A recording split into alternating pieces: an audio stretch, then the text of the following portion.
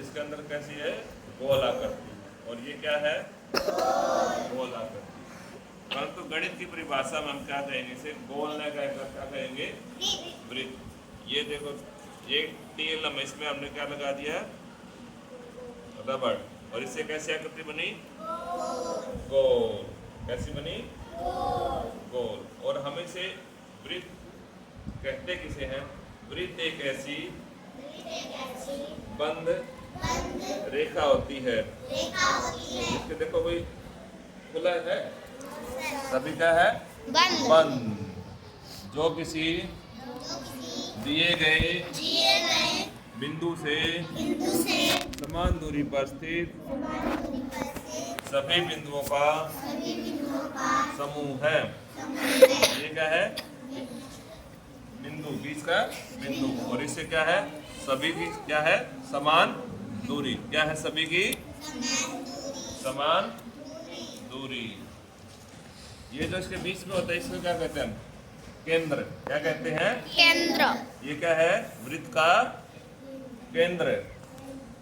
वृत्त के ठीक बीच में स्थित बिंदु है, जिससे सभी बिंदु समान दूरी पर होते हैं।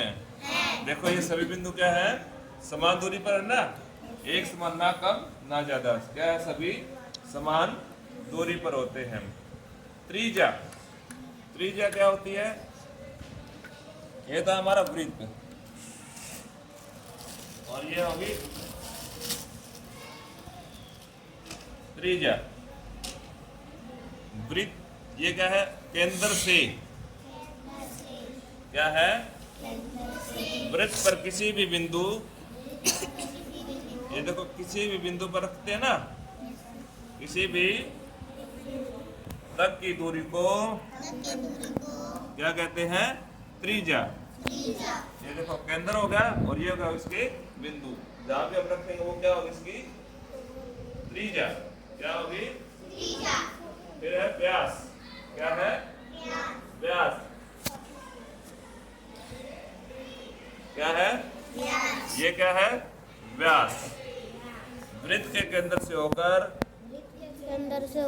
ये क्या है, इसका केंद्र। क्या है, इसका केंद्र। वृत्त के केंद्र से होकर गुजरने वाली वृत्त के दो बिंदु, ये कौन से बिंदु हैं, दो, और कहां से गुजरी है, इसके केंद्र से। दो बिंदुओं को जोड़ने वाली रेखाखंड को व्यास कहते हैं। देखो इसको किसी भी दो बिंदुओं से जोड़ के देखो, देखो केंद्र है और दो बिंदु, इनकी ये क्या है, इसका व्यास। क्या कहलाएगा, व्यास। ये क्या है, पूरा वृत्त।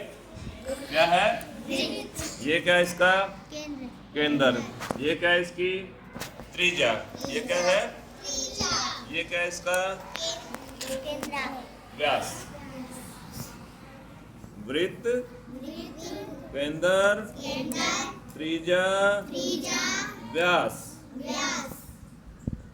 और इसके उदाहरण क्या है, जैसे गोल चक्कर होगा, गोल टायर देखा होगा, यस सर। बोतल का ढक्कन, यस सर। ये गोल आकृति। आप बताओ वृत्त के बारे में पता चला, नहीं पता चला? Yes sir. वृत्त में क्या क्या होता है, केंद्र, त्रिज्या, व्यास, और ये कैसे आकृति, खुली आकृति है, बंद आकृति?